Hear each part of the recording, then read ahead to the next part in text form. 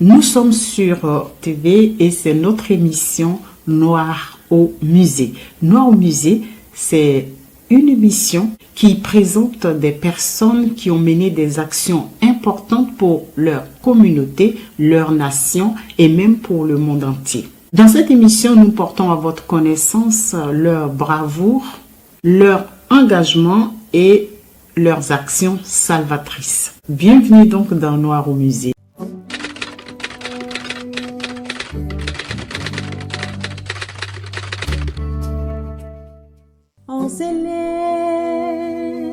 Africa,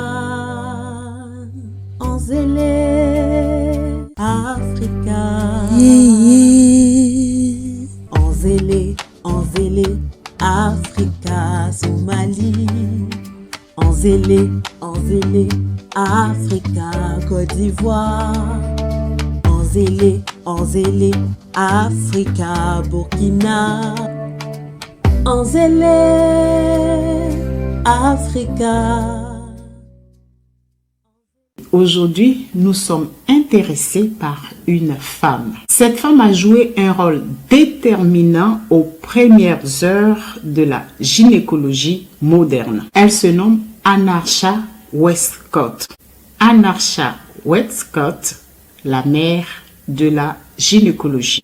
La gynécologie, c'est la discipline médicale qui a pour objet l'étude de l'appareil génital de la femme. Le médecin gynécologue obstétricien est spécialiste dans l'étude du fonctionnement de la femme, de son appareil génital, de la grossesse, de l'accouchement et de ses suites. Il intervient aussi dans plusieurs domaines qui sont la sexualité, la contraception et le dépistage. Par rapport à la médecine générale qui a toujours accompagné l'évolution de l'homme, la gynécologie arrive plus tard. C'est au XVIe siècle que la discipline s'est peu à peu structurée. La gynécologie elle nécessite une diversité d'outils. Par exemple, la pince longue, le spéculum, la pince à porte au tampon, la pince Posey Palmer, le spéculum vaginal collant, la pince Bengoléa, la pince pour coupe de champ ombilical, la pince Kelly, les ciseaux longs, les ciseaux épisiaux, etc. La gynécologie moderne a une histoire. Tous ces outils ont une histoire. On ne peut pas parler de la gynécologie sans parler de Anarcha Westcott. Quelle est donc l'histoire de Anarcha, qui est aussi l'histoire de la gynécologie moderne? Anarcha Westcott fait son entrée dans la gynécologie à travers le docteur James Marion Sims, qui est considéré comme le père de la gynécologie moderne. Dr James Marion Sims est né en 1813 dans le comté de Lancaster, en Caroline du Sud, aux États-Unis. Après avoir suivi des cours pratiques pendant 3 mois et étudié 1 an au Jefferson Medical College à Philadelphie, Dr Sims commence à exercer à Lancaster, sa ville natale. Comment cette jeune femme, entre dans l'histoire de la médecine en même temps que celui qui est considéré de tous les temps comme le père de la gynécologie moderne. Un jour, une patiente du docteur Sims fait une chute à cheval. C'est une femme blanche. Au cours de la chute, son utérus se déplace. Pour traiter cette dame blanche, donc qui s'est déplacée l'utérus au cours de sa chute de cheval, Dr Sims a besoin d'inspecter l'intérieur, l'intimité de cette patiente. Mais il n'a pas les moyens de le faire. Il ne dispose d'aucun outil pour examiner l'intérieur de cette dame. Dr Sims réfléchit Il cherche une solution pour pouvoir soigner cette femme blanche et il a une idée. Il pense aux femmes esclaves, les femmes noires esclaves qui travaillaient dans les champs. Il pense à elles pour en faire des cobayes humains. Au moment où l'histoire de la gynécologie moderne se déroule aux États-Unis, c'était l'époque de l'esclavage. Il achète donc des femmes noires pour expérimenter les outils dont il aura besoin pour opérer, soigner, examiner les femmes blanches. La carrière du docteur Sims est considérée comme une carrière esclavagiste. Quand un esclave est acheté par un maître, le maître peut disposer de cet esclave, peut disposer même de sa vie, peut disposer de tout, peut faire tout ce qu'il veut de cet esclave. Donc c'est pour ça qu'il a acheté des esclaves pour qu'ils puissent en disposer à volonté. Lorsqu'il commence à exercer, ses 2 premières patientes, qui sont des femmes noires, meurent. Après cet événement, il quitte Lancaster, il déménage à Montgomery, en Alabama. Là-bas, il espère repartir de nouveau, faire un nouveau départ. C'est vraiment à Montgomery qu'il va bâtir sa réputation auprès des riches propriétaires de plantations.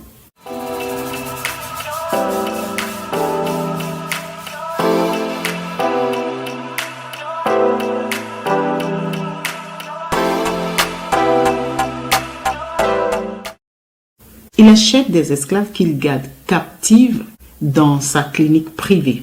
Quand un esclave est acheté par un maître, le maître peut disposer de cet esclave, peut disposer même de sa vie, peut faire tout ce qu'il veut de cet esclave. Donc c'est pour ça qu'il a acheté des esclaves pour en disposer à volonté. Il exposait la nudité de ces femmes esclaves devant ses confrères. Souffrance après souffrance, expérimentation après expérimentation, ces malheureuses étaient examinées et opérées sans anesthésie. À cette époque, l'anesthésie existait, même si elle n'était pas parfaite, il y avait des méthodes médicales qui permettaient d'anesthésier. Mais Sims ne va pas utiliser ces méthodes parce que pour lui, les femmes esclaves noires n'en ont pas besoin. Elles sont faites pour souffrir, pour subir. Et donc, pour soigner sa patiente blanche qui est tombée de cheval et qui s'est déplacé l'utérus, Dr. Sims ayant besoin donc des outils, il va faire des expérimentations sur des esclaves qu'il achète. On connaît le nom de 3 d'entre elles. Il s'agit de Lucy, de Betsy et de Anarcha Westcott. Parlons de Lucy. Lucy est la première patiente qu'il a opérée. Elle avait 18 ans, elle avait accouché et elle souffrait de fuite urinaire. La jeune Lucy, qui a 18 ans, a subi une intervention chirurgicale expérimentale d'1 heure de temps. Et ce, sans anesthésie. Elle hurlait et pleurait de douleur sous les yeux d'une dizaine de médecins impassibles. Les douleurs de Lucy étaient tellement atroces. Elle avait tellement pleuré, elle avait tellement crié, elle avait tellement gémi que le docteur Sims lui-même le dit plus tard. Et je le cite, « Les douleurs de Lucy étaient extrêmes. » Il ajoute, « J'ai bien cru qu'elle allait mourir. » Il lui a fallu 2 ou 3 mois pour se remettre entièrement de l'opération. Dr. Sims lui-même décrit la douleur, l'atrocité, les souffrances de Lucy. Ensuite, sa deuxième patiente, c'est Betsy. Il va faire la même chose avec Betsy.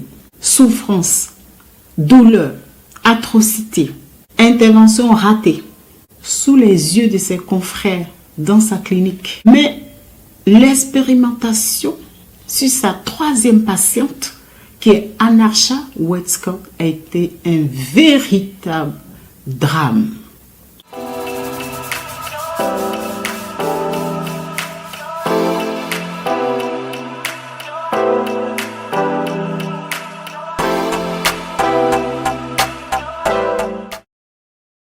Anarcha Westcott est une jeune femme noire esclave de 17 ans. Elle a été repérée par Sims suite à un accouchement difficile. Après l'accouchement, Anarcha souffrait de déchirures et de fistules. Dr Sims va prendre Anarcha, il va l'acheter, il l'envoie dans sa clinique. Il commence à expérimenter les outils. Et l'outil qui l'intéresse le plus, c'est le spéculum. C'est l'outil dont il aura besoin pour explorer, pour examiner l'intérieur d'une femme. Et c'est cet outil-là qu'il va expérimenter sur la pauvre jeune Anarcha sans anesthésie. Entre 1845 et 1849, il opère Anarcha 34 fois. Les 30 premières fois ont été un échec. Après les 30 opérations, Anarcha n'était pas guérie. Elle souffrait de plus en plus. Elle souffrait plus qu'au début des opérations. Pendant ces 4 ans, 71 outils gynécologiques ont été expérimentés sur Anarcha. Parmi ces outils, le précurseur du spéculum vaginal est mis au point en 1850. Sims a pu guérir la fistule vésico-vaginale. Le spéculum existe grâce aux tortures corporelles subies par Anarcha Westcott. En 1853, Sims s'installe à New York et ouvre son premier Woman Hospital. Il va perfectionner le spéculum et tous les 71 outils qu'il a pu expérimenter sur Anarcha. Il attendra 3 ans, soit en 1853, pour commencer à utiliser le spéculum sur des femmes blanches. Et cette fois-ci, en les anesthésiant avant de les opérer. Le docteur Sims, entre autres, a été le médecin de Eugénie l'impératrice qui était la femme de Napoléon III.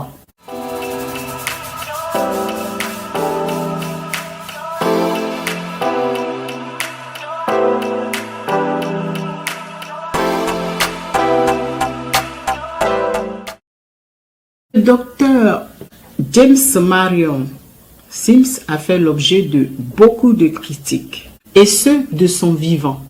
Selon Vanessa Gamble, qui est professeure de médecine humaine à l'université de George Washington, les pratiques du docteur Sims étaient profondément enracinées dans la tradition esclavagiste.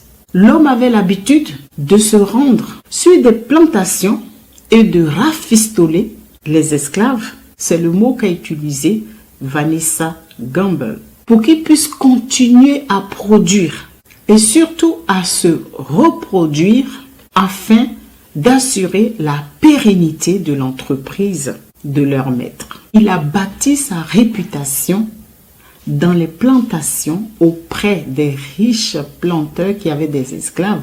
Il allait soigner les esclaves, il ne leur administrait pas des soins médicaux normaux.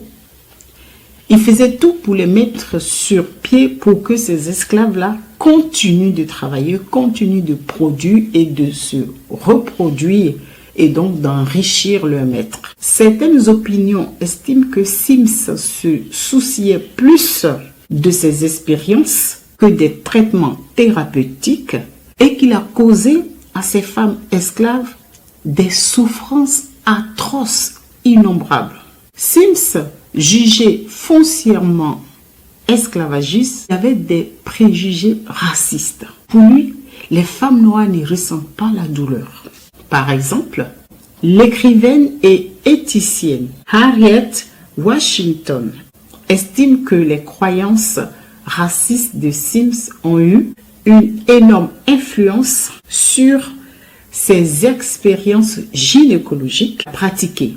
Il a testé des traitements chirurgicaux sur des jeunes esclaves sans succès, tels que le tétanos néonatal. Sims pensait également que les Afro-Américaines étaient moins intelligentes que les blanches. Il pensait que leur crâne se développait rapidement et limitait la taille de leur cerveau. Lors de son expérimentation sur les esclaves, Dr. Sims avait l'habitude d'utiliser des outils de cordonnerie. La communauté médicale a largement condamné ces pratiques. Certains de ses collègues allaient même jusqu'à s'opposer ouvertement à ces expériences, estimant qu'il allait beaucoup trop loin. Bien que Dr.